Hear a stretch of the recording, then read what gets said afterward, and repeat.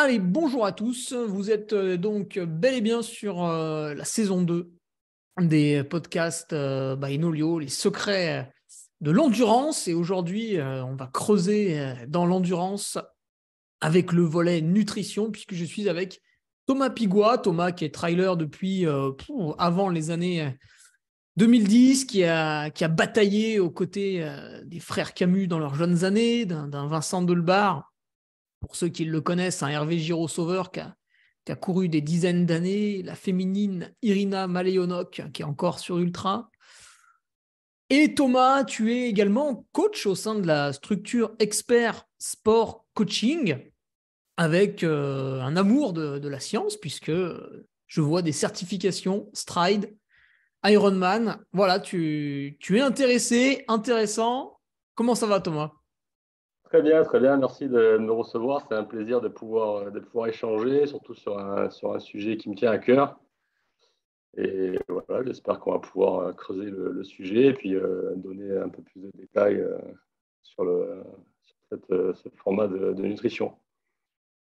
Eh bien oui, puisque aujourd'hui, le sujet abordé vraiment à demi-mot lorsque nous avons reçu Sébastien Diffenbrunn, le sujet, c'est le régime cétogène. Alors, on l'a beaucoup entendu. Je pense que c'est un peu plus rentré dans les têtes des gens quand Mais c'est encore différent, hein. Les cyclistes ont eu recours à des boissons à la base de cétone pour leur performance. Toi, Thomas, tu en es à un petit peu plus de 2 ans de ce régime. Pour les auditeurs qui nous écoutent et qui entendent peut-être ce mot pour la première fois, est-ce que tu peux nous détailler les grands principes du régime cétogène? Ouais, ouais, ouais. En fait, d'abord, j'aimerais juste rappeler un petit truc sur nos origines. En fait, faut se rappeler quand même rapidement qu'aux origines, donc l'homme mangeait principalement ce qu'il avait de la chasse et de la pêche. Et contrairement à ce qu'on peut entendre souvent, les fruits qu'on a maintenant n'existaient pas. Donc l'alimentation sous forme de sucre était très rare dans une végétation primaire, on peut dire. Donc, du coup, naturellement, on pouvait retrouver déjà cet effet-là. Donc, pour vous expliquer cet effet-là, en fait, c'est très simple. En fait, j'aimerais comparer l'alimentation moderne, donc ce qu'on fait maintenant dans un cadre tout à fait classique, et l'alimentation dite cétogène. Donc, ce qu'on constate maintenant, en fait, en règle générale, c'est qu'une personne classique va consommer environ 250 grammes de glucides par jour. Donc, quand on parle Ouais. de glucides, en fait, on parle, pour ceux qui ne sont pas trop initiés, on parle de sucre, en fait, mais dans un terme général. C'est-à-dire qu'il ne faut pas croire que le sucre, c'est juste l'alimentation sucrée, mais le sucre, ça va englober, en fait, tous les glucides. Donc, tous les glucides, ça veut dire, on rentre dans le cœur du sujet, les pâtes, le riz, le pain, enfin, tout ce qui est à base, en fait, de céréales va être considéré comme du sucre. OK ? Oui, oui. Voilà. Donc, tous ces ingrédients vont avoir une répercussion directe sur la glycémie. Donc, la glycémie, c'est la quantité de sucre présente dans le sang, d'accord ? Ils vont déclencher une réponse hormonale du pancréas qui va, lui, réguler, d'accord ? Ce qu'il faut savoir, c'est que dès qu'on va ingérer plus de sucre que ce qu'on a besoin, ce sucre va être transformé en fait et stocké directement dans les réserves de graisse si on simplifie rapidement le schéma. Donc en gros, quand on est dans une alimentation moderne, si on se fait un petit récap, on mange des glucides et on brûle des glucides. Ok, on mange des glucides, donc mon corps, qu'est-ce qu'il va faire? Il va consommer des glucides. Ok, on pourrait dire en fait, tant que le corps a accès à une énergie simple, qu'on va lui donner tous les jours, ben, il va principalement consommer cette énergie qui est très facilement accessible. Et oui, il va D'accord ? pas se prendre la tête. C'est à Exactement. portée de fusil, il attrape, quoi, hein. Voilà, donc c'est exactement ce qui se passe. Ce qu'il faut rajouter, c'est que quand même le réservoir de cette énergie ultra accessible est tout petit. D'accord. Donc, on constate sur les études scientifiques qu'on a 1 heure et demie, 2 heures pour ceux qui ont les plus grosses capacités de stock en glycogène dans le foie et dans les muscles. Donc, le glycogène, c'est le sucre qu'on arrive à stocker. Il est stocké sous forme de glycogène dans le foie et dans les muscles. Donc, ça représente à peu près 1 heure et demie, 2 heures d'effort pour la plupart des personnes. D'accord. Donc, ça, c'est pour vraiment le côté alimentation moderne. Il y a juste un petit détail à rajouter. Et vous avez déjà dû entendre parler à basse intensité, je vais consommer des graisses, et à haute intensité, je vais consommer des sucres. Donc, Et ouais, mais c'est voilà. pas Oui. on-off. Voilà, c'est pas on-off, exactement. C'est pas du je suis en lipides ou je suis en glucides. C'est Tout part en pas même je suis temps. sous SV1, c'est que du gras, je suis au-dessus de SV1, c'est que du glucide. Voilà, exactement. C'est-à-dire qu'il faut savoir que tout part en même temps. Tout est consommé en même temps. Après, il y a des tendances, comme tu l'évoques, comme le SV1 qui va. Car, après, ça, c'est une question de seuil ventilatoire, mais on parle plutôt en fait de crossover. Donc, en fait, c'est ça qui est important à comprendre. En fait, le crossover va être le moment où le corps va consommer plus de glucides que de lipides. D'accord. En augmentant l'intensité, il y a un moment, en fait, où le corps va switcher et va consommer plus de glucides que de lipides. C'est ce qu'on appelle en fait le croisement, d'accord, entre la courbe des glucides et la courbe des lipides. Donc, ce qu'on constate chez quelqu'un qui consomme des glucides sous cette forme-là, aux alentours de 250 à 300 grammes par jour, c'est que c'est très souvent très, très rapide. C'est-à-dire qu'on a fait des tests en labo sur pas mal de clients. Et la plupart ont des crossovers justement très, très tôt, aux alentours des entre 8 et 10 km/h. Tout de suite, en fait, il y en a Quand certains tu même dis on a fait des tests, Thomas, c'est toi-même sur des gens que tu entraînes? Tout à fait. En fait, on a un partenariat avec un labo pour Expert Sport Coaching.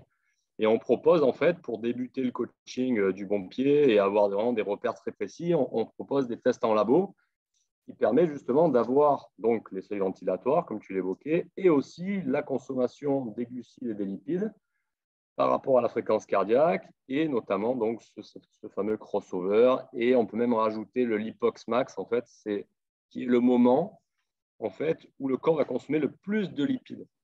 Ça, c'est très intéressant. C'est très intéressant pour la perte, mais c'est très intéressant aussi pour quelqu'un qui veut perdre du poids, par exemple, puisqu'on peut très bien lui dire, Ah oui, parce qu'il va pas falloir forcément qu'il court comme un fou furieux. Exactement. Exactement. C'est-à-dire qu'il y a certaines personnes, ils vont maigrir davantage à 8 km/h qu'à 12. Eh oui, Et c'est plus agréable. c'est plus facile. C'est plus facile. C'est surtout bien plus efficace. Eh. Donc voilà, c'est tout l'objectif de notre démarche au départ. Donc voilà, cette petite notion à rajouter là entre le crossover, le lipox max, qui est importante parce que sinon les gens vont croire que si tu manges des glucides, tu consommes tout le temps des glucides. Donc c'est important de rajouter le petit détail.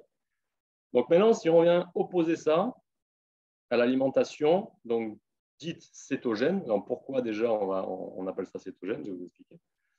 Là, par contre, au lieu de 250 à 300 grammes par jour, on va être de l'ordre de 20, même on voit même moins que 20, mais dans un cadre classique, ça ne sert à rien, à 100 grammes de glucides par jour.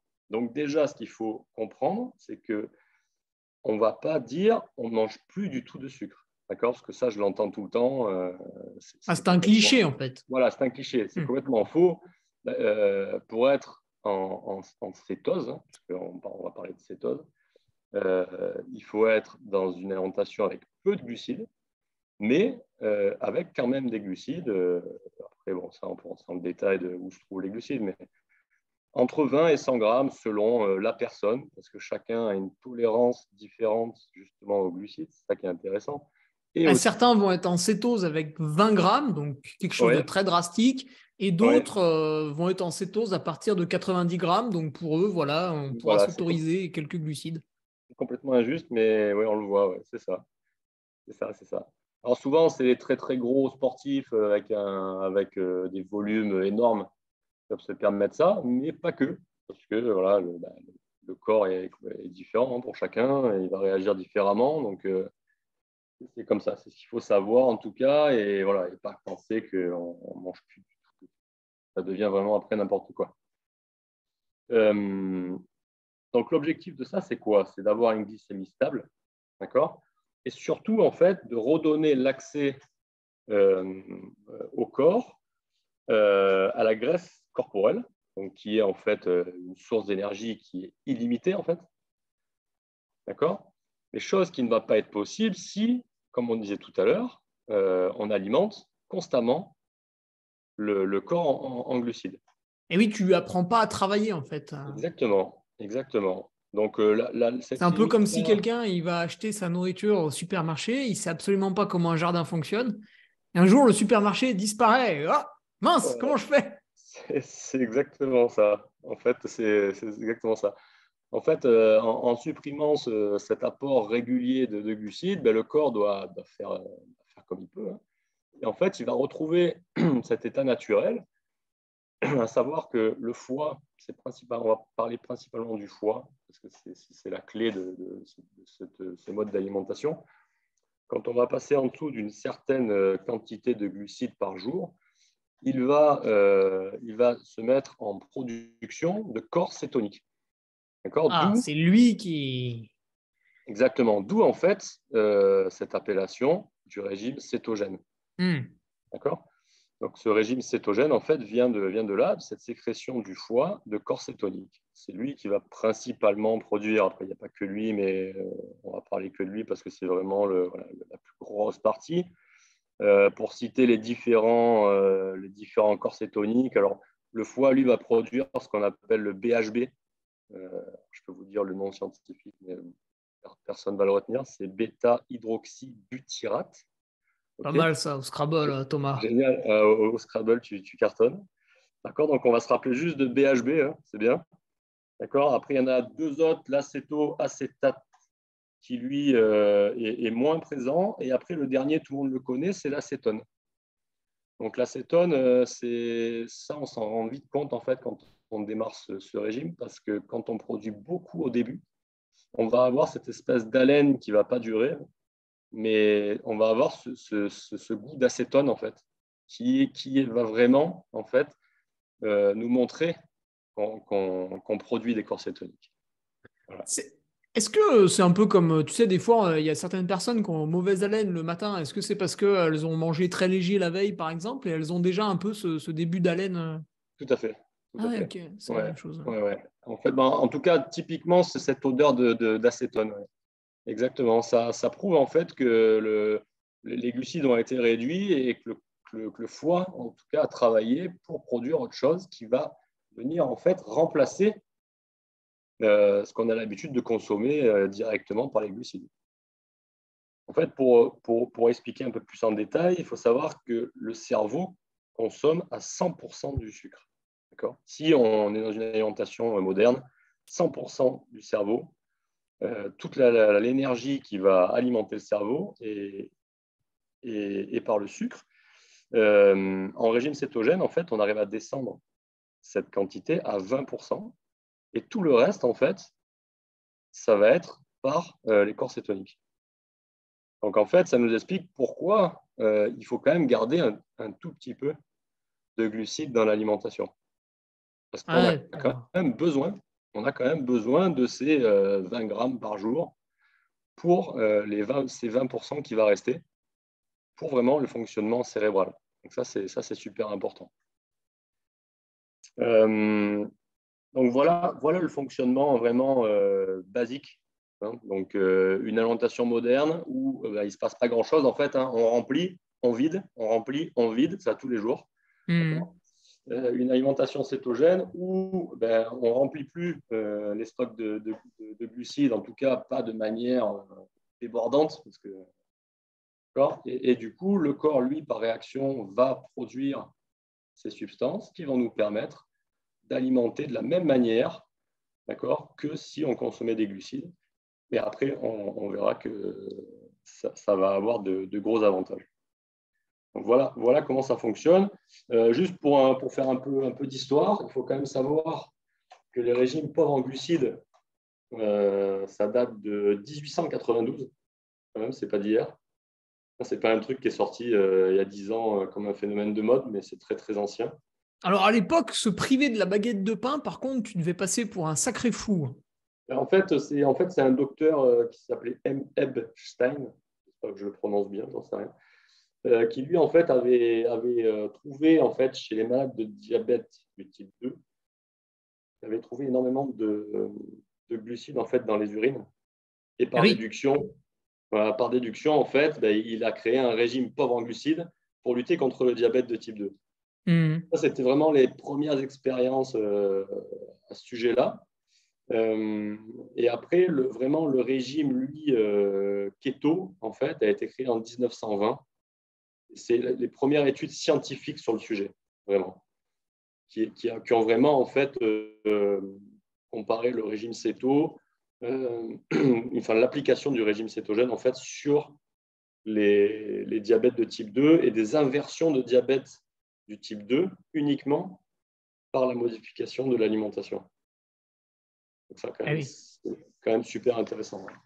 Ah bah oui, parce qu'aujourd'hui, le diabète de type 2, il touche quand même pas mal de gens. Alors autant le diabète de type 1, pour l'instant, malheureusement, c'est foutu et on vit Ouais. avec, Bon, il y a mais quand le même type 2, il on y a peut le il y a des renverser. très bonnes, quand même, ouais, malgré tout, même sur un type 1, tu as quand même des super résultats, mais tu peux pas l'inverser, quoi. Ouais, C'est- ouais. Et ça oui, bien sûr. facilite quand même beaucoup. Ça facilite quand même beaucoup, mais tu peux pas l'inverser. Alors que voilà, on entend de plus en plus de recherches à ce sujet-là et il y a des super résultats quand même. Sur ça et sur l'épilepsie aussi. Ah oui, qui est Ouais, peut-être lié à une ouais. surconsommation de sucre. Alors là, j'irai pas, je m'avancerai pas là-dessus, mais en tout cas, j'ai lu pas mal d'études, pareil, sur des tests vraiment concluants avec le régime cétogène et l'épilepsie. Ouais. Qui réduisait énormément le nombre de crises, en tout cas. Ah oui, ce qui est toujours bon à prendre, hein. Ah oui, ouais, quand tu as ce genre de pathologie, ouais, c'est sûr. C'est sûr.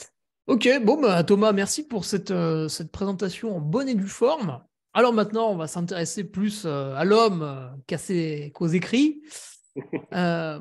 Comment, parce que bah, aujourd'hui, dans la société dans laquelle on vit quasiment tous, alors peut-être qu'il y en a un qui nous écoutera du fin fond d'une ferme du Kazakhstan et qui ne sera pas concerné, mais dans les sociétés dans lesquelles on vit, même si on est sportif, globalement, voilà, les glucides, ça y va, quoi, hein, chaque repas. Déjà, quand on précise qu'on n'en mange pas le matin, on passe déjà pour quelqu'un d'un petit peu bizarre, alors si on n'en mange pas sur la journée. Du coup, à quel moment, toi, tu t'es dit, eh bien, je vais arrêter, je vais me lancer dans un régime cétogène. Quel était ton but, ta motivation? Alors, ouais, pour vraiment venir au problème de départ, en fait, moi, que j'avais, donc, juste sur ma carrière sportive, en fait, j'ai rapidement, en fait, moi, dérivé vers les longues distances. Et Bon, c'est pas forcément mal, non?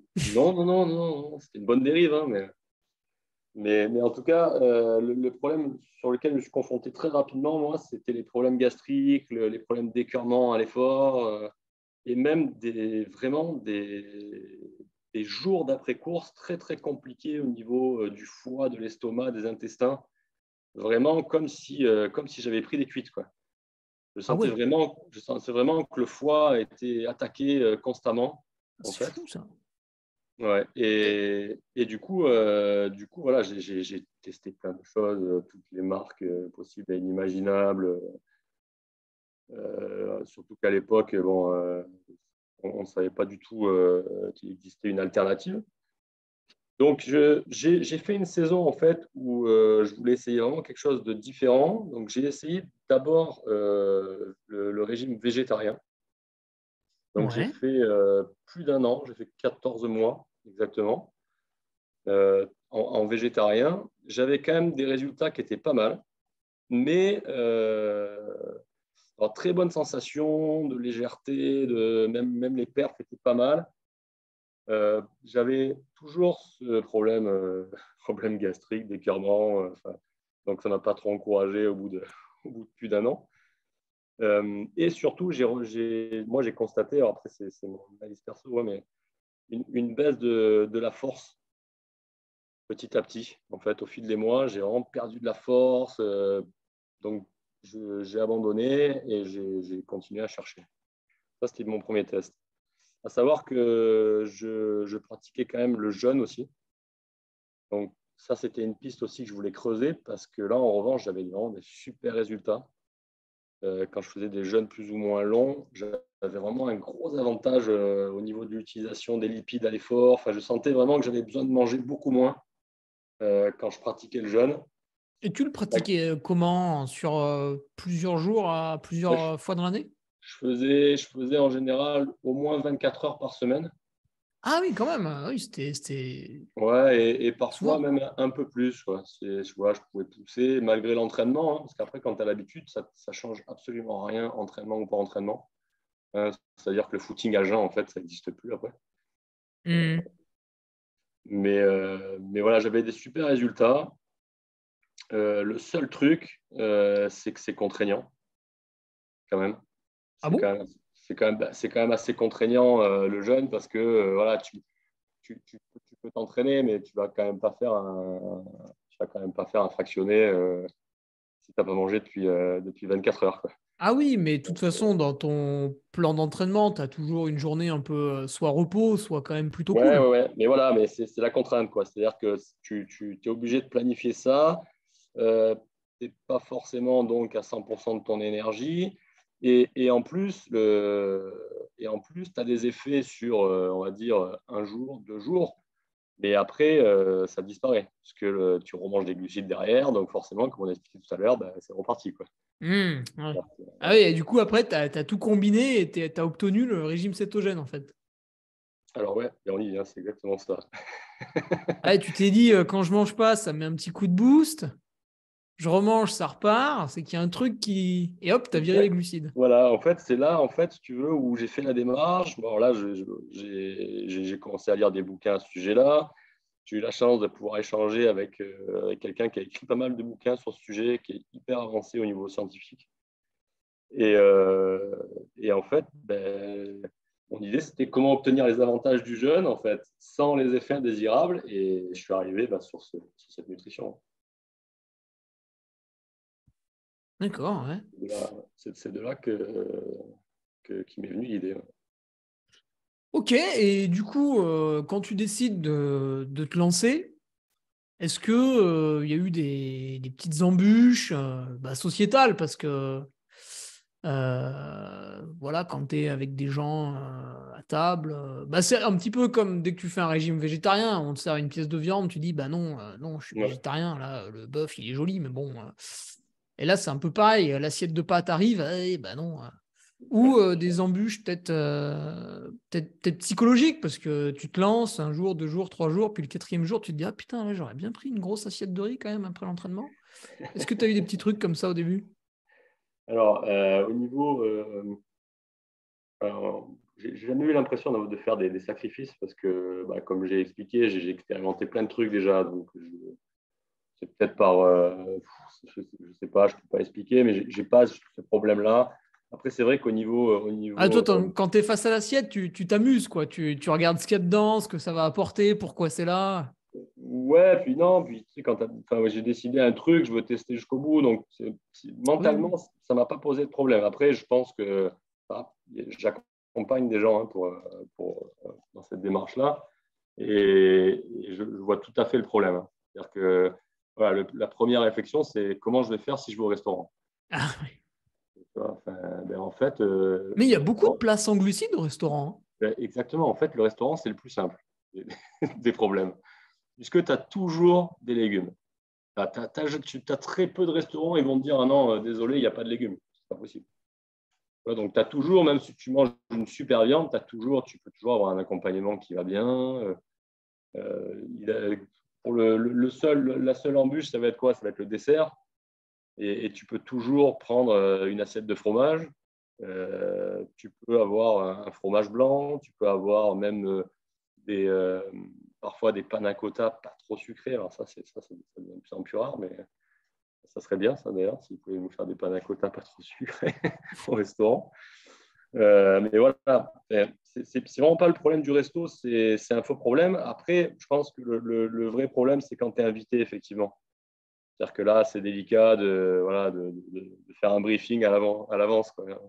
Ouais, la personne a cuisiné pour toi. Voilà, donc en fait, il faut savoir que, comme on disait tout à l'heure, c'est une quantité de glucides par jour. Mhm. Donc, tu peux très bien faire une exception de temps en temps. Bon, à moins si tu es invité tous les jours, ça va être compliqué. Oui, oui. Donc là, il va falloir que tu briefes les gens qui t'invitent. Mais faire une exception en régime cétogène, une fois que tu es adapté, hein, pas quand tu commences, c'est vraiment pas un problème. Alors, il faut pas, voilà, faut vraiment démystifier le truc, quoi. Parce que tu peux très bien manger un repas classique une fois et tout va bien. Tu vas pas te transformer ou tu vas pas perdre le bénéfice de ce que tu as fait. Mhm. Donc, voilà, c'est des fausses excuses, je pense. Parce que voilà, tu peux très bien manger un peu moins de pâtes que tout le monde et puis manger un peu plus de salade ou de. Tu arrives très bien à t'en sortir, je pense. Donc, Oui, oui, je vois le truc. Ouais. ouais. Non, non, ça va pas poser de problème. Après, le truc qui peut être vraiment, par contre, là, pour les sportifs, qui peut être décourageant, et ça, je l'ai lu même sur des ultra sportifs américains qui se sont lancés là-dedans, c'est que tu as des moments où, en fait, comme ta perf ne progresse pas, parce que tu as une grosse période d'adaptation, Mhm. ça peut être décourageant. Parce que même des fois, tes perfs descendent. Et là, tu te dis, c'est quoi ce truc? Je Ouais. n'avance plus, j'ai plus d'énergie. Et en fait, il faut vraiment beaucoup lire, il faut vraiment beaucoup s'intéresser au truc pour t'accrocher et te dire, c'est une adaptation, il faut que je persiste, ça va venir, ça va venir, ça va venir. Parce que voilà, ça, par contre, c'est vraiment compliqué, ouais. D'accepter et de s'accrocher et de continuer, quoi. Et toi, tu as vu ça justement, une modification des performances? Ah ouais, clairement. Ouais, clairement. Ouais, si vous voulez, je vous parle un peu des bénéfices. Parce que le but, c'était que tu aies plus ces maux de ventre à l'effort, donc. Ouais, Ça, c'était ouais, le ouais. but Puis surtout initial. que j'arrive à manger parce que moi, j'avais un problème, c'est qu'au bout de 10 heures, je ne pouvais plus manger, quoi. C'est-à-dire que j'étais tellement Eh, écœuré par le sucre, tellement des nausées, des choses comme ça, que je ne pouvais plus m'alimenter. Donc après, tu n'avances plus. Tu termines, mais tu termines déjà, tu as envie de vomir pendant les 10 heures qui suivent. Et puis, tu n'avances plus parce que tu ne peux plus alimenter en glucides. Donc forcément, tu n'as plus d'essence, quoi. ouais. Donc, Et au niveau prise ou perte de poids, dans les premières semaines du régime, tu as observé quelque chose? non, non, non. Après, typiquement, au départ, tu perds beaucoup d'eau parce que, en fait, les glucides provoquent une rétention d'eau. Donc, du coup, comme tu n'en as plus, tu perds de l'eau.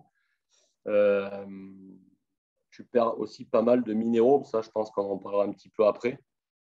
Ce qu'il faut constater au départ, en fait, c'est que les 15 premiers jours, en fait, c'est là, c'est le moment clé où il faut vraiment s'accrocher. Et Ah, c'est là où tu ancres l'habitude aussi. ouais, ouais, et puis c'est là vraiment où l'organisme va vraiment switcher et il va commencer vraiment à créer quelque chose de nouveau.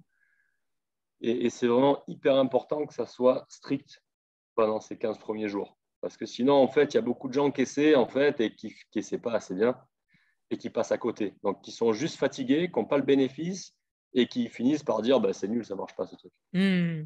Et parce qu'en fait, c'est pas bien formulé, c'est pas contrôlé, donc du coup, c'est vite n'importe quoi et tu passes à côté, c'est dommage. Surtout quand tu as la curiosité d'essayer. Mais le premier bénéfice qu'on voit, moi je trouve, hein, c'est déjà une faim qui est beaucoup plus contrôlée.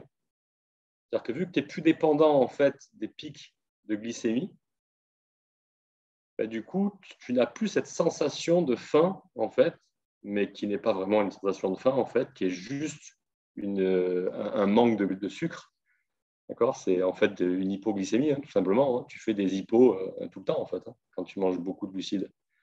Puisque tu manges beaucoup, donc tu en as beaucoup dans le sang, l'insuline fait descendre, donc au bout d'un moment, tu n'en as plus assez, et là, le cerveau, il dit, oh, Vas-y, il redonne, redonne. faudrait envoyer une dose, là. Donc du coup, voilà, c'est ça, en fait, c'est ça que tu as à 10 heures, tu vois, quand tu manges des tartines de confiture le matin, À 10 heures, c'est exactement ce qui se passe là. Donc, tu es obligé de Hmm. remanger du sucre pour tenir jusqu'à midi. Donc, Et oui, la collation de 11 heures pour les enfants. exactement, voilà, c'est ça. Hein, et le goûter aussi, c'est ça. Tu vois, c'est le pic de glycémie, la baisse de glycémie, et tu fais des vagues toute la journée comme ça.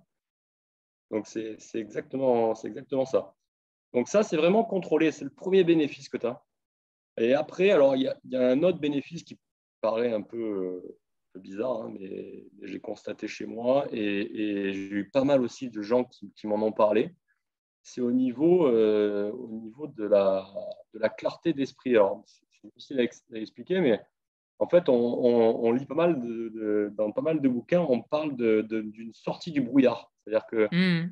c'est comme si, en fait, tu arrivais beaucoup mieux à organiser les choses. Alors, ça paraît complètement fou hein, de te dire en modifiant ton alimentation, tu as vraiment cette sensation-là. Mais chez moi, je l'ai constaté et on m'en a déjà parlé aussi. Donc, je pense que c'est quelque chose de réel.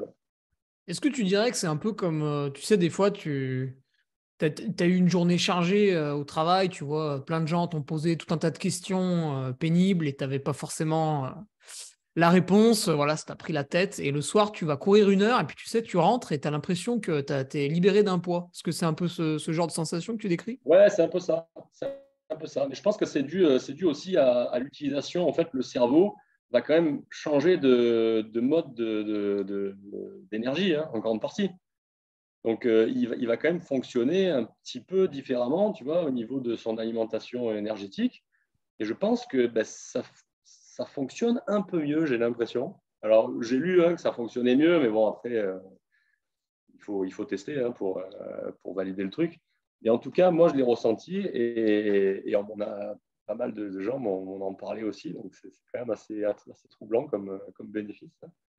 Après, si on va un peu plus loin, c'est là, en fait, où ça peut être décourageant. C'est que après, pendant un long moment, il ne va pas se passer grand-chose. Alors, c'est pas tout à fait vrai, mais en tout cas, au niveau des performances, il va pas se passer grand-chose. Mais oui, j'ai entendu pas mal de personnes avoir des bénéfices au niveau de la peau, forcément, parce que tu modifies ton alimentation, donc ça peut être différent. Surtout que la peau, elle aime bien tout ce qui est lipides. Donc, il y a pas mal de gens qui ont des bons résultats au niveau de la peau. Une énergie aussi qui est stable, en fait, puisque forcément, pic de glycémie, donc une énergie qui est plutôt toujours la même. Mais par contre, une énergie qui est toujours la même, mais qui n'est pas complètement folle, quoi. C'est ça Hmm. aussi qui est un peu troublant. C'est-à-dire que moi, ce que j'ai constaté dans mes perfs, si je reviens aux perfs que j'ai fait dans la première année, on va dire, par exemple, si on prend la traversée des Canaries ou de Madère ou des courses comme ça qui sont super longues, j'avais de l'énergie tout le temps. C'est-à-dire que tu n'as quasiment pas besoin de manger, enfin, très peu. Et par contre, niveau perf, c'était pas fou, quoi, parce que je ne pouvais pas aller vite. Donc, je sentais que c'était mieux. Donc, plus d'éclairement, plus tous ces problèmes. Pas besoin de manger, tout allait bien. Mais par contre, je ne pouvais pas aller très vite. Donc, j'étais mitigé. J'étais un peu entre les deux. C'est ce Mais moment-là, ça, en fait. dans la première année. Oui, dans la première année, ouais. Ouais, ouais. Mhm. Donc, Et ça, après, c'était ça un a peu. changé. Ouais, bah ouais. En fait, je l'avais lu, mais je me disais, il faut que j'attende encore, ça va être long. Je commençais un petit peu à. Par contre, j'avais de très bons résultats au niveau immunité, santé dentaire, tout ça. Ben, forcément, tu manges plus de sucre, donc les dents, ça va beaucoup mieux. Au niveau immunité, tu as tendance quand même à plus choper grand-chose, quoi. Parce que ce qu'il faut Ouais, tous savoir, les rhumes, les gastro là qu'on a en ce moment là cet hiver. ouais, ben, en fait, tu as quand même pas mal de bactéries en fait, qui vont se développer en mangeant des glucides. Hein, Mhm. donc, bon, on ne va pas rentrer dans les détails des maladies hyper, qui se développent de plus en plus, mais elles se développent pas mal aussi en mangeant des glucides. Et ouais, Et parce que tout va plus vite en fait, hein, ça. ben oui, ben oui, donc forcément, si tu as des maladies très graves et qui vont se nourrir en grande partie des glucides, si tu coupes ça, ben, tu vas l'affaiblir. Donc forcément, ça a quand même un point positif. Enfin bon, ça après, faut pas rentrer dans ce détail-là. Mais par exemple, si on en revient vraiment à la perf, euh, pour vraiment avoir une adaptation au niveau musculaire, puisque vraiment le but après, au niveau perf, c'est musculaire. Il faut que tes muscles quand même arrivent à fonctionner comme avant. il m'a fallu presque 1 an et demi, quoi. C'est-à-dire que, Ah ouais. ouais, c'est long. Et en plus, j'ai fait l'erreur. J'ai fait l'erreur parce qu'au bout d'un moment, tu es impatient de vouloir rajouter un peu de glucides dans les courses en me disant si j'essayais 25 grammes par heure ou si j'essayais, voilà, j'ai essayé des trucs comme ça. Donc, du coup, je pense que j'ai perdu un peu de temps. Parce que je suis revenu dans le truc au bout d'un moment. Ah, tu cassais la cétose, tu penses? Je ne sais pas, mais en fait, j'en avais pas besoin. Et du coup, au bout d'un moment, j'étais un peu écœuré pareil qu'avant. Et je perdais le bénéfice, en fait. Et en fait, un jour, je suis allé voir une nutritionniste qui était ouverte d'esprit, qui ne m'a pas dit non, il faut que tu manges des pâtes. Mais qui m'a dit, mais je ne comprends pas en fait, parce que là, si on regarde tes tests à l'effort, tu vois bien que tu n'as pas besoin de manger des glucides, pourquoi tu veux en manger? Tu vois? Et en Ouais, fait, tu étais impatient encore. c'est ça, j'étais impatient. Et du coup, j'ai persisté. Et effectivement, en franchissant ce cap, après, j'ai pu remettre de l'intensité. Donc, je me suis vraiment adapté au niveau musculaire parce qu'il faut savoir que toutes les mitochondries, c'est tous les petits organismes dans les muscles qui vont permettre justement d'utiliser l'énergie, tout ça, ça doit se modifier.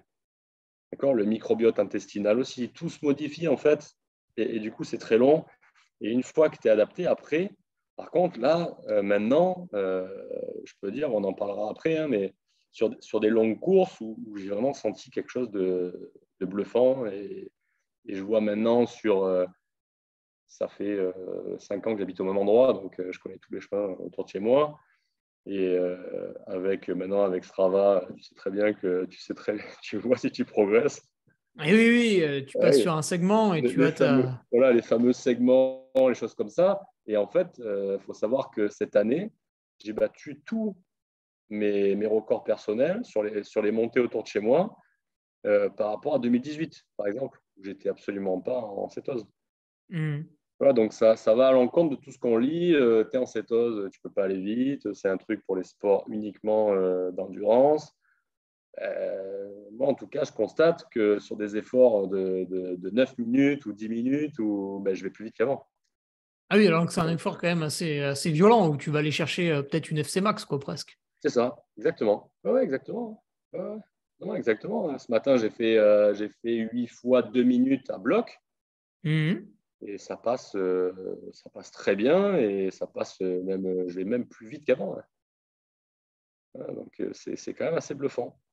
Et après, si on rentre vraiment dans le côté scientifique, on voit clairement sur des courbes de tests à l'effort, on voit clairement l'impact du régime céto. C'est-à-dire que c'est très marrant parce que on a la chance de pouvoir entraîner des athlètes élites et du coup, on leur a fait passer le même test. Alors, eux ne sont pas dans l'alimentation cétogène, donc c'est assez drôle.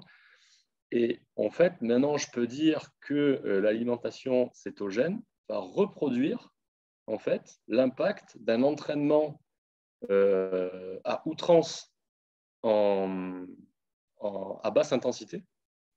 D'accord. On va se retrouver quasiment avec les mêmes courbes que des athlètes élites. Ah, tu gagnes du temps d'entraînement, en fait. Alors, j'irai peut-être pas jusqu'à là parce qu'on n'a pas assez de recul, hein, mais en tout cas, c'est flagrant. C'est-à-dire que maintenant, tu me montres un test à l'effort, je peux te dire si le gars il fait du volume ou il est en céto, et même maintenant, on arrive quasiment à voir la différence entre les deux parce que les courbes ne sont pas complètement identiques. Et en tout cas, ça se ressent énormément, c'est-à-dire que ce que tu me parlais tout à l'heure, c'est-à-dire le seuil ventilatoire 1, c'est-à-dire que la limite de l'endurance, en fait, hein, pour faire très simple, chez les athlètes élites, forcément, en ultra-endurance, il est repoussé au maximum. Oui. Hein, un athlète élite international, hein, il va être à 172 pulsations en SV1. J'en ai pas. Ça existe. C'est-à-dire qu'il faut savoir qu'il y en a à 170, ils sont encore en endurance. Ouais, tu pourrais donner plutôt un pourcentage par rapport à la FC Max? En fait, il va augmenter ce pourcentage, c'est ça? En fait, FC Max 192, SV1 172. Ok, ouais. Attends, Tu je vois. vais calculer vite fait. Donc, en fait, si tu veux, il n'y a plus de SV1 quasiment. Quoi. c'est du on-off, et à fond ou pas à fond. Et ça explique vraiment pourquoi ils arrivent à telle performance aussi sur du long. C'est-à-dire que c'est pas qu'ils arrivent à rester au seuil pendant 20 heures, c'est pas possible. C'est juste qu'ils sont encore en endurance. Et en fait, ces courbes-là, donc elles sautent aux yeux. Hein, on voit très bien la courbe de glucides et la courbe de lipides qui se croisent, mais très très tard, d'accord. Au SV1 d'ailleurs, ce qui n'est pas toujours le cas, hein, mais pour ces athlètes-là, le crossover est égal au SV1. Ah, ça faisait 11%. Et en fait, ouais, ben, c'est pas beaucoup. Ouais. Ouais, non, non, c'est pas beaucoup. Donc ça nous fait un 89%, quoi, tu vois. Enfin, Ouais, voilà. Ouais, si on inverse, ouais, exactement. c'est monstrueux, quoi. Et en fait, ben, si tu prends mon cas ou si tu prends le cas d'un coach expert sport, la Benjamin, qui est aussi sur une alimentation céto, eh ben, on a des SV1 en fait qui sont, qui sont un peu moins hauts, hein, parce qu'on n'a pas, voilà, on n'est pas au niveau d'un Hugo Deck mais on a quand même des SV1 qui sont très très repoussés. Et ça explique pourquoi sur Ultra en fait on arrive quand même à faire des perfs. Et pourtant, on n'a pas on n'a pas des moteurs. Ouais, tu fais pas 30 heures par semaine avec des Non, sorties de 5 heures de ski de rando. Ouais. non, ouais, ça arrive, mais en tout cas, c'est pas toutes les semaines, si tu veux. Oui, voilà. Ouais. Ah, j'ai pas fait 350 000 de dénivelé l'année dernière, quoi. Hum. Tu vois, je suis à la moitié et déjà, je trouve que j'ai fait une énorme année. Tu vois. Donc, ouais, voilà un peu ce qu'on constate au niveau effet, quoi. Ouais, un avantage sympa. Donc, tu peux réduire le temps. Tu peux Ouais, réduire le temps d'entraînement, enfin, ou du moins accéder à des distances plus longues avec toujours le même temps d'entraînement. ouais, tout à fait. Tout à fait. Alors, je suppose, hein, parce que voilà, comme tu sais, les études scientifiques, il y en a. La plupart, elles ne sont pas en français. Et il y en a beaucoup moins que sur le régime glucidique. Euh, mais en tout cas, c'est flagrant. On peut pas aller à l'encontre de ça. Quoi. Voilà, tu fais un test à l'effort, tu regardes les courbes, tu te dis, il y a quand même quelque chose qui se passe. Parce qu'en plus, je ne parle que des performeurs, là, mais on passe des athlètes qu'on suit, qui sont en céto et qui ont des niveaux très moyens. Et tout de suite, en regardant la courbe, tu vois qu'ils sont en régime cétogène.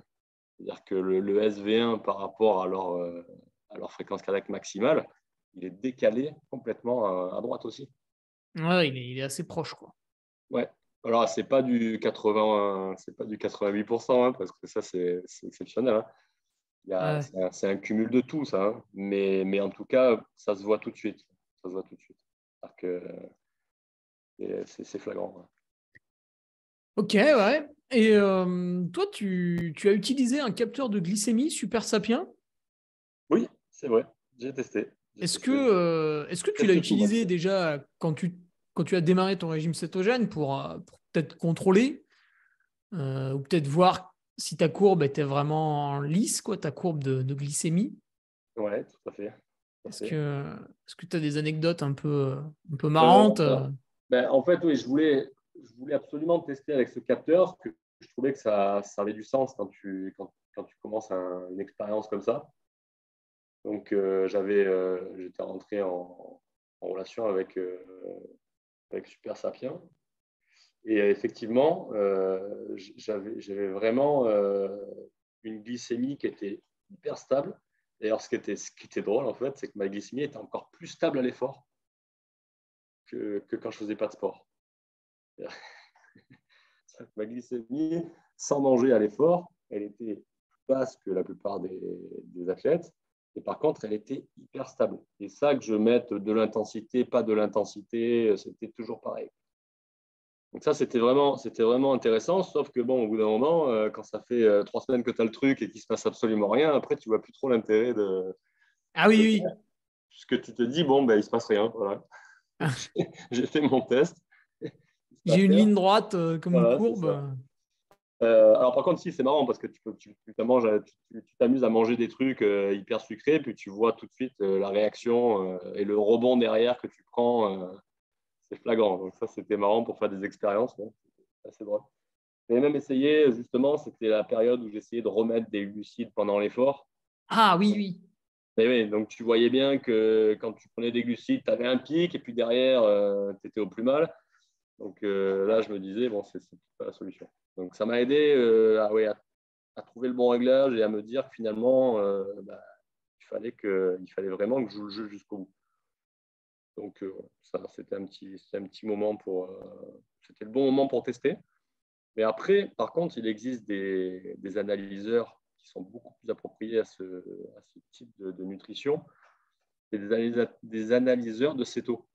Alors que, en fait, comme les diabétiques qui vont, eux, avoir un testeur de glycémie en se piquant le bout du doigt, là, tu peux prendre ta glycémie, mais en fait, avec des bandelettes pour la cétonémie, en fait, tu vas faire exactement la même chose et tu vas avoir en fait ta quantité de corps cétonique dans le sang. Et ça, en fait, au début, c'est hyper intéressant pour justement connaître ta tolérance aux glucides. Parce que moi, si demain tu veux commencer, je vais te dire, bon, Hugo, tu vas être en dessous de 20 grammes. Ok, Ah, c'est mais chaud, pourquoi hein. 20 grammes? Ouais, c'est chaud. Déjà, il faut que tu surveilles tes légumes, quoi. Il faut que tu notes tout au début, effectivement. J'utilise une petite appli, moi, comme ça, c'est facile pour tout noter. Si tu prends Au des moins les. carottes, c'est foutu, 20 grammes. Ouais, non, quand même pas. Non, quand même pas. Mais bon, il faut contrôler les quantités, en tout cas, ça, c'est sûr. Mais grâce à ces analyseurs, si tu veux, tu peux voir justement ta réaction et tu peux contrôler et tu peux surtout gagner du temps pour ne pas faire ça pour rien, quoi. Parce que si tu te prives, parce qu'au début, tu vas te priver, hein, parce que tu es accro au sucre au début, donc tu es obligé de te priver, Ouais. et qu'il n'y a pas de résultat, tu vois, c'est quand même dommage. Donc là, ça va valider, en fait, tu vas avoir tout de suite un retour, voir si tu passes en cétose. Et à savoir que pour que ton corps passe en cétose quand tu te prives vraiment de glucides, c'est de l'ordre de 48 heures. Hein. Ah, ok, donc ouais, le test est rapide quand même. 48-72 heures, tu as déjà des corps cétoniques, tout de suite. D'accord. C'est-à-dire que si toi, tu fais un ultra, d'accord? Si Ouais, tu fais un ultra, même si tu te gaves de glucides pendant tout le truc, hein, d'accord? ouais. Et qu'on te teste après et que tu ne fais pas une recharge, tu ne vas pas faire la pasta partie, d'accord? Et qu'on te teste, tu auras des corps cétoniques dans le sang. Eh oui, Parce parce que que c'est c'est obligé. impossible de combler. Exactement, c'est impossible de compenser. Donc forcément, tu vas avoir cet état-là, tu vois, forcément. Donc voilà, c'est pour ça que c'est intéressant d'avoir ce petit appareil au début. Moi, je conseille au tout début. Hein. Après, tu en as qui disent que ça ne sert à rien, que si tu respectes une certaine quantité, tu y seras forcément. Chose qui est vraie, tu y seras Ouais, forcément. c'est vrai, mais du coup, si tu peux le faire avec 80 grammes plutôt que 20 grammes de Voilà. glucides, c'est quand même plus Ouais. sympa, quoi. Ouais, bon, 80, c'est surtout après. Moi, ce que je conseille, c'est au Ah, début, parce que tu remontes un peu peut-être après, des fois? c'est ça, en fait. C'est-à-dire Ah, qu'au une fois début, que tu es pour être bien sûr, adapté. mais oui, pour être sûr au début, il vaut mieux que tu fasses un début très strict, comme ça, tu es sûr que ça marche, tu ne fais pas ça pour rien. Et après, justement, c'est là où ça rentre vraiment. C'est là l'importance du testeur, c'est que tu vas pouvoir t'amuser, si tu veux, à voir si tu restes avec des journées avec un peu plus. Et après, c'est à chacun de trouver justement le bon réglage et quelque chose de bien formulé. Selon ton activité, selon ta tolérance. Voilà, il y a plein de choses ensuite à prendre en considération. Ok, ouais. Et donc, toi, tu as senti que le régime devenait bénéfique après 1 an et demi? Ouais, ouais, Ah ouais. ouais. Ouais, ouais, ouais, Et alors, comment tu l'as senti? après, c'est dans la perf. Hein. Ah, mais alors, c'était quoi? Un matin, tu t'es levé, tu allé faire un exercice cardio et tu t'es dit, putain, mais c'est incroyable, ça y est, je Ouais, vole. après, comme je te disais, après, petit à petit, je voyais que quand je mettais de l'intensité, ça revenait. Ah Et ouais. puis, je commençais à faire péter, tu vois, les PR que j'ai l'habitude de faire. Je me Ah ouais, disais, 1, 2, 3, et puis voilà, ouais. tu commences à battre tes records alors qu'on te dit, eh ben non, c'est impossible, tu ne pourras pas aller vite. Il se passe un truc là. Ça, jusqu'à l'Ultra Samoins, où j'étais parti pour faire une course de prépa, et puis finalement, au bout de 80 bornes, j'étais hyper bien. Donc j'ai fini à fond.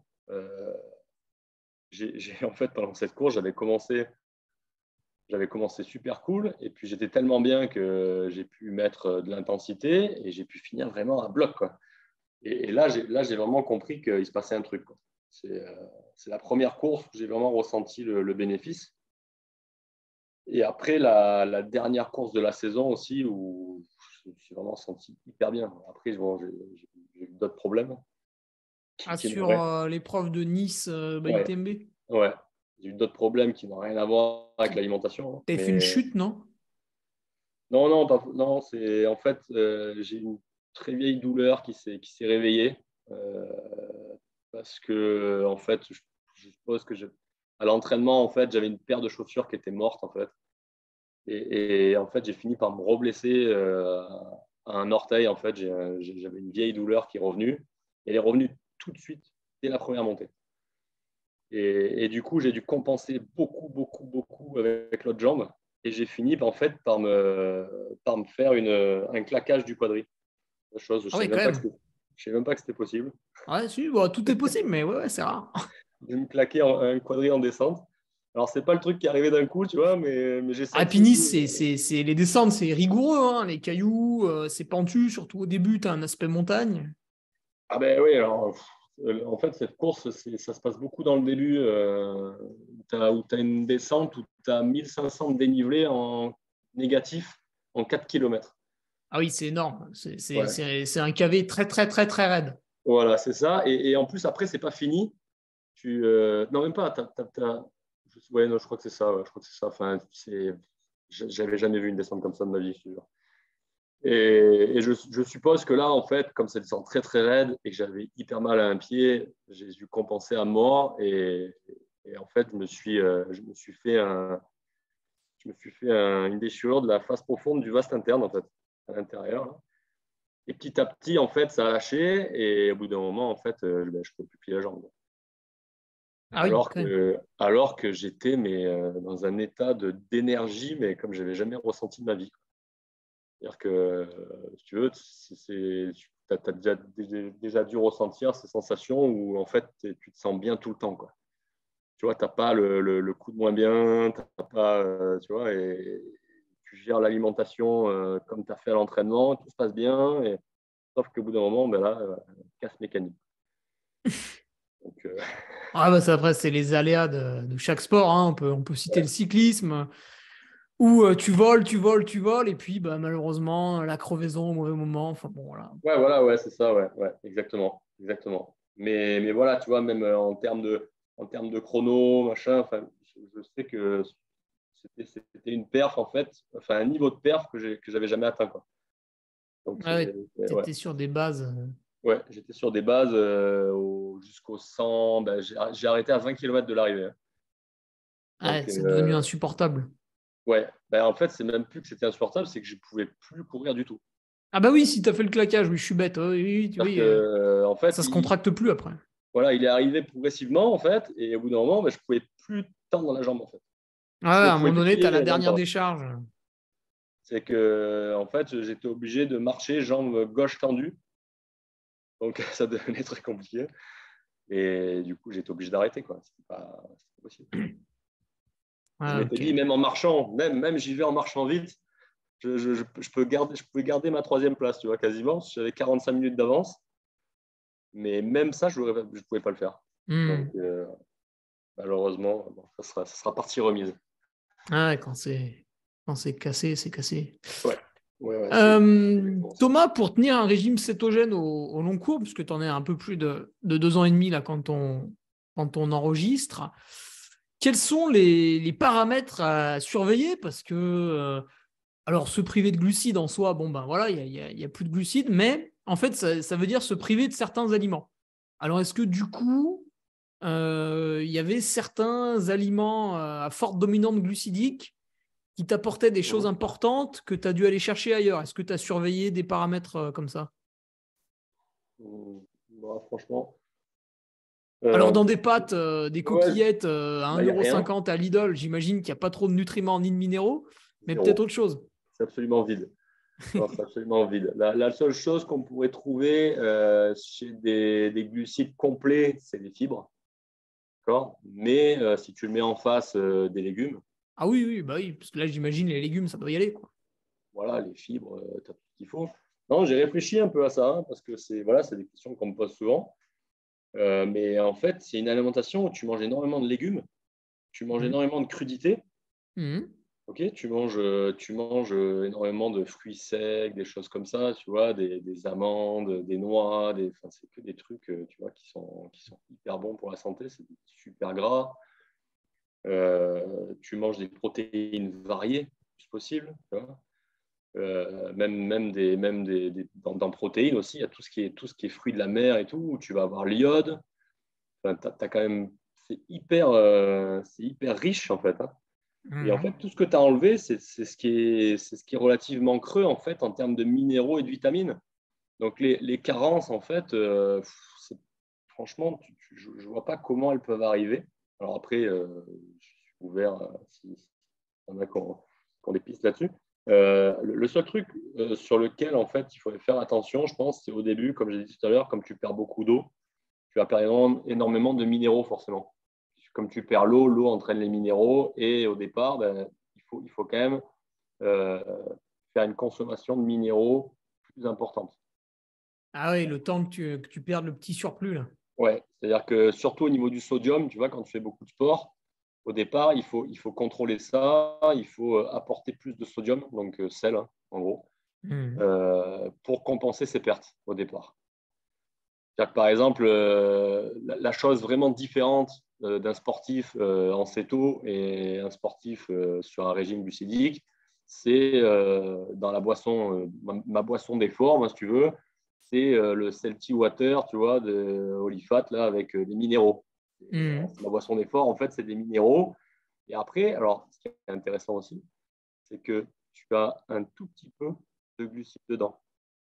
Parce que on a constaté qu'en fait, tu as une meilleure hydratation avec un petit peu de glucides. Et en fait, c'était ça, si tu veux, l'erreur qui est répandue, c'est de te dire, ah ouais, mais avec un peu de glucides, je suis mieux. Mais en fait, tu n'es pas mieux parce que tu t'en sers comme énergie. Tu es mieux parce que, en fait, Ouais, tu captes mieux l'eau. exactement, tu captes mieux D'accord. l'eau. Tu vois, et en fait, c'est ça l'erreur que j'ai fait moi et qui a été faite aussi, tu vois, et que j'ai dû lire aussi, tu vois, donc j'ai reproduit l'erreur. Mais en fait, je pense que c'est ça, en fait, la clé, c'est voilà, c'est d'avoir un tout petit peu quand même de glucides et, et surtout faire attention aux minéraux. Ouais. Je pense que ça, c'est vraiment la clé. Mais après, voilà, je vois pas en termes de carence, tu vois, ce que ça pourrait apporter. Après, moi, quoi qu'il arrive, avant ou après le régime céto, euh, je me complémente quand même en minéraux et en vitamines au quotidien, tu vois, avec des compléments. Donc, ça n'a pas changé grand-chose pour ça. Et est-ce que tu as, par exemple, doublé la dose de compléments pendant que tu étais dans la phase de début là, pour Non, contrebalancer cette perte de minéraux? non, non, Non, non, t'as pas non, essayé ça? non, non, c'est vraiment dans l'activité physique Ah, ok. que j'ai vraiment contrôlé ça. Mais voilà, après, avec des minéraux dans ta gourde, ça va bien, hein. Hmm. Minéraux dans la gourde, après, tu achètes des eaux un peu salées au début pour compléter. Puis ça, Ceinture, Vichy, Rosana, voilà, exactement. Ouais, ouais, ouais, choses comme exactement. ça. C'est ça. Ouais, ouais, ouais, ouais, exactement. Ok, Non, alors pour coller un exo un peu pratique, est-ce que tu peux nous raconter justement cet ultra trail Nice by UTMB, mais pas la version où malheureusement tu t'étais fait mal, mais au niveau du ravitaillement, qu'on puisse ah, visualiser ouais, ça bien maintenant sûr. sur un cas Ouais, pratique. ouais, ouais, carrément. Carrément. Alors, au niveau ravito, en fait, ça se simplifie de plus en plus. Avant, c'était une usine à gaz, hein, les ultra trails, tu sais ce que c'est, hein. Tu Et oui, prépares ton parce que alors en truc. plus, toi, tu faisais très attention pour essayer de pas avoir mal au ventre, quoi. Ben oui, donc du coup, j'ai testé, machin, tu pèses, voilà, les barres, tu vas les Hmm. prendre là, là, là. Et oui, au bon En fait, ça devient, moment. ça devient de plus en plus simple, hein. Ah Mais ouais, ça c'est malgré tout, en important fait, à noter aussi. ouais. Ah oui, ça simplifie beaucoup de choses, hein. Parce que bon, ouais, quand tu prépares. Puis ça peut être aussi le cas sur un Ironman pour nos amis triathlètes qui va Tout à fait. durer peut-être Mhm. une dizaine d'heures pour qu'ils ont la moitié du peloton. Ouais, Ouais. Puis en plus, en Ironman, c'est encore plus flagrant parce que la plus grosse partie des abandons ou vraiment des grosses pertes de performance en Ironman, c'est sur le marathon. Et en fait, c'est dû essentiellement à des problèmes gastriques. Parce que Hmm. là, c'est vraiment répandu à mort parce que tu descends du vélo et là, il faut que tu cours et les intestins laissent tomber. Quand tu Hmm. cours, tu sais ce que c'est. En plus, là, tu cours sur du dur, donc c'est encore pire. à des intensités qui sont quand même plus hautes qu'en ultra-trail. Ouais, puis tu as été stressé par la transition peut-être aussi Ouais, c'est un tout. En plus, s'il fait chaud, alors là, c'est encore pire. Donc là, c'est encore plus décuplé. Ouais. Sur un Iron, la partie course à pied, c'est vraiment flagrant. Ouais. Donc pour en revenir au ravito, en fait, comme je te disais tout à l'heure, je tourne avec la boisson Olifat, là, c'est des minéraux. En fait, ce qu'il faut savoir, c'est qu'il y a 12 grammes de dextrose par litre. Donc, en fait, le dextrose, pour faire simple, c'est un sucre qui passe direct dans le sang. Ça passe direct. C'est un sucre rapide. Pourquoi un sucre rapide? Parce qu'en fait, comme on a dit tout à l'heure, il faut que ça agisse tout de suite pour l'hydratation. Donc, en fait, si tu le ramènes à la consommation, moi, je suis aux alentours d'un demi-litre par heure.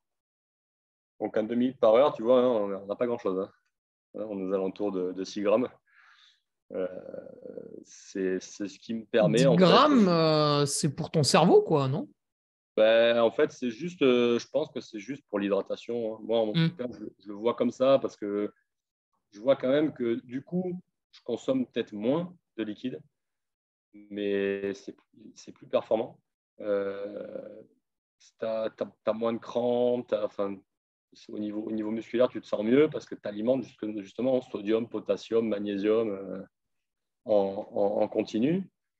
Donc ça, c'est le premier truc au niveau hydratation.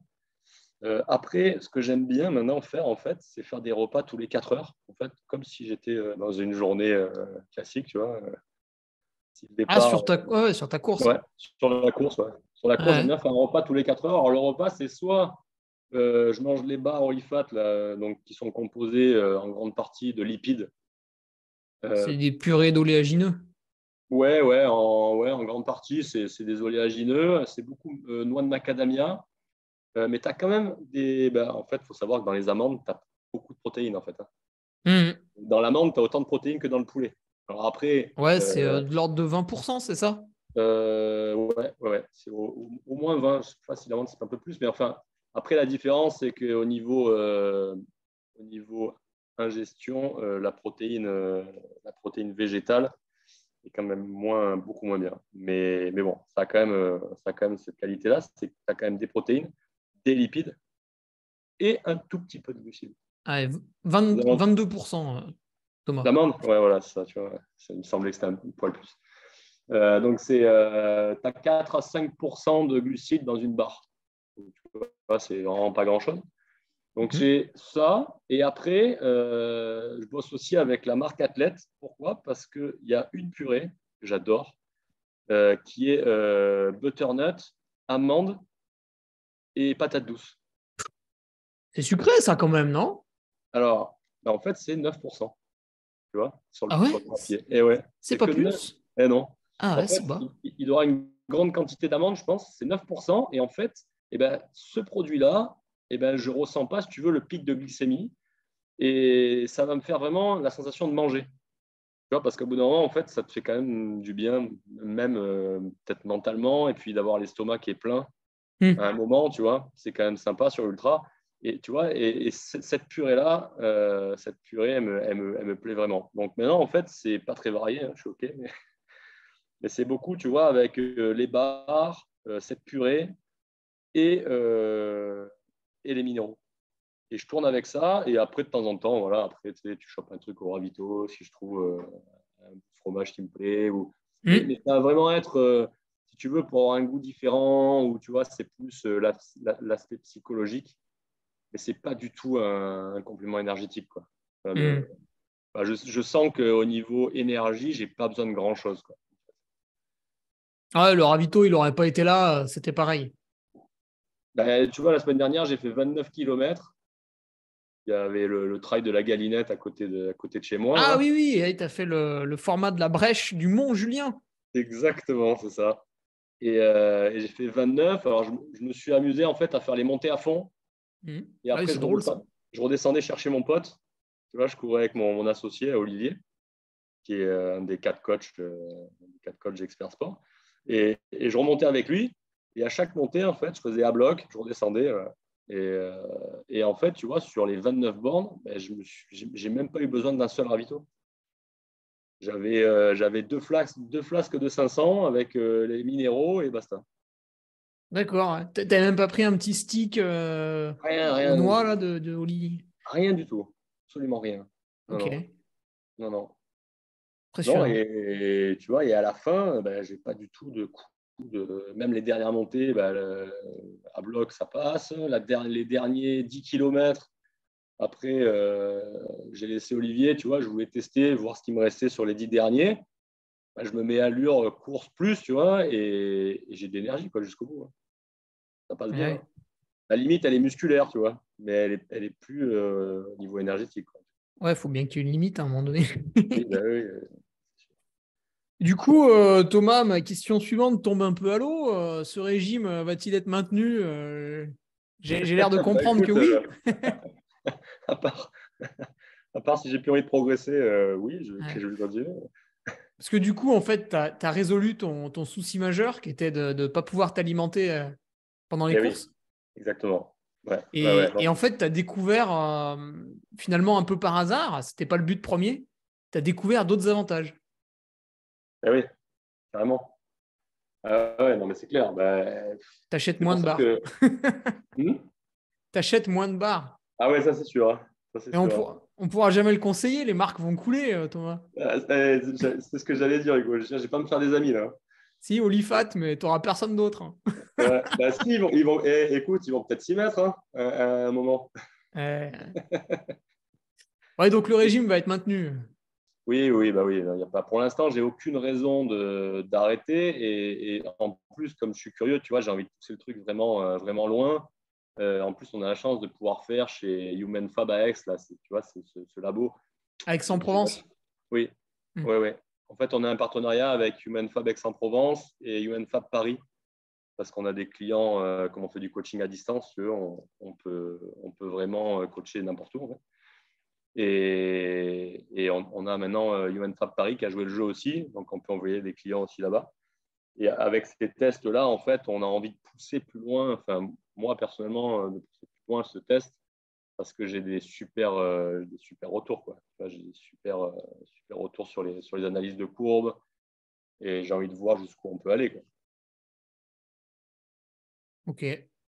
Et du coup, parmi donc les clients que tu as en coaching, c'est vrai que là, on a parlé de ton exemple sur un trail. À demi-mot, on a parlé du triathlon. Est-ce que tu as t'as des athlètes qui sont triathlètes et qui se sont mis au régime cétogène?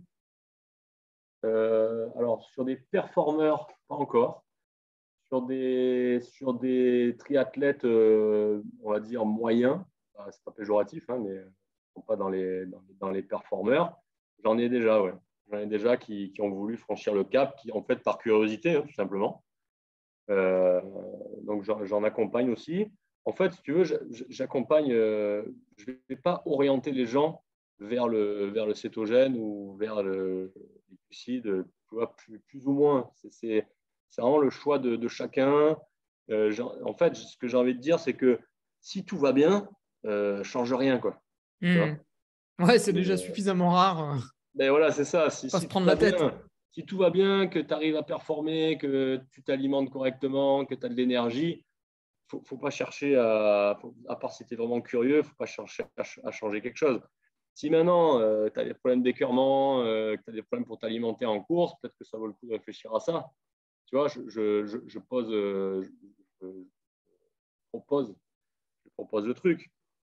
Mais voilà, après, si tu es sur Ultra, que tu sens que tu as un palier, que tu n'arrives pas à t'améliorer malgré des volumes de dingue, peut-être aussi ça vaut le coup, tu vois, de tester ça. Mais par contre, il faut être patient, quoi, parce que ça va pas venir en un mois, quoi. Et oui, voilà, il y a un cadre à définir. Il faut Et déjà oui, que. tu vois, je lis plein d'études où c'est des cétoses de 15 jours, des cétoses de un mois. Ouais, ouais, c'est Ça vaut, caduque, ça, pour toi. ça vaut On absolument rien. peut pas en Ça vaut, tirer de résultat. ça vaut absolument rien. Quelqu'un qui est en cétose depuis un mois, il est incapable de faire une performance. Il n'y a pas besoin de Hmm. faire une étude pour ça. Il faut juste comprendre le mécanisme. Bon, du coup, tu as répondu un peu à demi-mot à ma question, si tu le conseillerais justement à des sportifs d'endurance. Donc, tu dirais que voilà, il y a cet outil qui existe. Maintenant, est-ce qu'on a besoin de l'utiliser ou pas? Ça, c'est aux sportifs de savoir. Et, aux sportifs de savoir, peut-être pas, c'est aux coachs. Je pense, s'ils sont coachés, c'est aux coachs de connaître les différentes manières en fait, de t'alimenter et de proposer celle qui est la plus adaptée en fonction de la problématique. Tu vois, nous, on est 4 coachs chez Expert Sport. Tu as Benjamin, tu as Nicolas, tu as Olivier, et on est tous les 4 dans des alimentations différentes. Et on ne va pas forcément proposer notre type perso d'alimentation. Mmh. Tu vois, ça serait stupide. Il faut vraiment proposer quelque chose qui est sur mesure par rapport à chaque athlète et par rapport à l'objectif de chaque athlète et la problématique de chaque athlète. C'est-à-dire que si c'est pour perdre du poids, peut-être que c'est intéressant, tu vois. Mmh. Parce que on sait tous que sinon, il faut que tu manges un petit peu de tout. Et un petit peu de tout, ça a ses limites, tu vois. Mmh. Ouais, Alors bien que là, sûr. voilà, c'est une solution pour répondre à des problèmes. C'est comme des entraînements, tu vois, des entraînements au seuil, quoi. C'est-à-dire que tu ne peux pas dire à tout le monde il faut faire des entraînements au seuil pour progresser. Tu vois, ça serait stupide de la même manière. C'est Eh, exactement. il y a l'outil et il faut voir pour Exactement. qui c'est utile, quoi. Voilà, si tu n'as pas fait un test et qu'on ne t'a pas dit, bah, monsieur, votre seuil, il est à 95%, vous voulez faire quoi? Ben oui, tu vois, donc à ce moment-là, ça ne sert à rien que tu continues à travailler au seuil. Ben, c'est exactement pareil. Mmh. C'est une analyse et en fonction de ça, après, bah, voilà, tu vas choisir ce qui est le plus approprié, quoi. Et Ok. voilà, moi, je suis très curieux, tu sais, je teste tout, donc j'aime bien tester et après, j'aime bien pouvoir proposer le truc qui va être adapté, quoi. Eh oui, parce que tu as ton exemple, quoi. Tu sais Ouais, exactement de quoi tu parles. c'est ça. Quand la C'est ça. personne va te poser une question, tu C'est auras la ça. réponse parce que tu as déjà traversé la phase. C'est ça. Ouais, ouais, moi, j'aime bien dire aux athlètes que j'entraîne, je dis, tu sais, tu peux faire toutes les conneries que tu veux, je les ai déjà faites. Ah, méfie-toi, il y en a, ils sont très doués Ouais, là-dedans. il y en a, ils sont doués quand même. Méfie-toi, ouais. On n'a jamais tout vu. Ok, Thomas, écoute, on arrive à la fin du podcast. Est-ce qu'on a oublié de parler d'un sujet qui te tiendrait à cœur sur ce régime cétogène? Non, il me semble qu'on a quand même pas mal creusé le sujet. Mm. Je pense qu'il faut être curieux dans la vie. Donc, il faut tester les choses. Et puis surtout, voilà, il faut essayer de comprendre les choses parce que voilà, j'entends beaucoup de choses sur ce sujet. Et je trouve ça dommage parce que ça vaut le coup quand même d'être connu. Et voilà, c'est pas la solution, on a dit, hein, c'est pas la solution à tout, hein, c'est pas Mm. miracle, hein. Mais c'est un bon outil. Et ouais, parce que dans le monde d'aujourd'hui, qui est prêt à attendre un an et demi avant de tirer les bénéfices de son investissement? Ouais, en tout cas au niveau performance, hein. Oui, oui, Je bien parle sûr. Oui, vraiment, oui, et voilà. pour l'aspect perte de poids, là par contre, c'est. L'aspect perte de poids, l'aspect santé, tout ça, c'est très rapide, hein. D'accord. C'est rapide, mais effectivement, pour un performeur, Mm. c'est beaucoup plus long. Si ce n'est pas un performeur qui fait 25 heures par semaine, hein, parce qu'on en revient tout à l'heure, hein, quelqu'un qui fait 25 heures par semaine, de toute manière, il y est déjà, hein. Oui, en fait, oui, oui, c'est. Il est Bon, là, déjà on dans cette tendance. digresse, mais c'est un peu. Quand avec Nicolas Martin, des fois, on reçoit le plan du coach qui, en pleine semaine de stage, nous demande de nous priver de glucides une journée alors que tu es déjà quasiment à 30 heures, tu comprends pas trop, quoi. Tu as peur de mourir la nuit. Voilà, en fait, c'est ça, mais tout le temps, en fait. Ouais. Ouais, sauf qu'à ce moment-là, on n'est pas habitué. Donc, quand tu es habitué, évidemment, Et oui. tu peux le gérer. Ok, bah écoute, Thomas, merci. C'était super intéressant. Ah, tu vois, ça m'a appris pas mal de choses. Ça titille ma curiosité. Alors, un truc que tu n'as pas abordé aussi, tu vois, c'est avec l'âge, en fait, moi, je suis de moins en moins attiré par le glucide. Alors, évidemment, un très très bon gâteau au chocolat lors d'un anniversaire, tu vois, je mets le nez dedans et c'est en général un carnage. Mais je vois que, tu vois, de plus en plus, je suis intéressé. Et ouais, c'est pas impossible que dans certaines années, je saute le pas parce que je suis comme toi, je suis très curieux. Ben ouais, je sais que tu es curieux et je te vois faire des tests aussi en labo et ouais, c'est super intéressant de pousser le truc loin. Et en plus, ce qui est drôle, en fait, si tu veux que c'est le pire dans l'alimentation, c'est pas le gâteau au chocolat, hein. Ah ouais, si je peux garder mon gâteau au chocolat, alors là, attention, tu m'as presque convaincu. Eh ben ouais. C'est parce que tu vois, on pense tout de suite, en fait, on pense aux trucs sucrés, quoi. Ouais. Mais en fait, le pire, c'est pas ça, hein. C'est la quantité, en fait. Donc, Ah ouais, mais attention, tu m'as ouais. pas vu à un goûter d'anniversaire. Bon, allez, merci Thomas. Bah, merci beaucoup, en tout cas, d'avoir reçu. C'est vraiment super sympa. Très heureux d'avoir pu présenter ce sujet et j'espère avoir été clair et assez simple pour que tout le monde ait compris. Ouais, Le moins je principe. te coupe, plus c'est clair normalement. Donc on était pas mal. Voilà. C'était pas mal. Salut.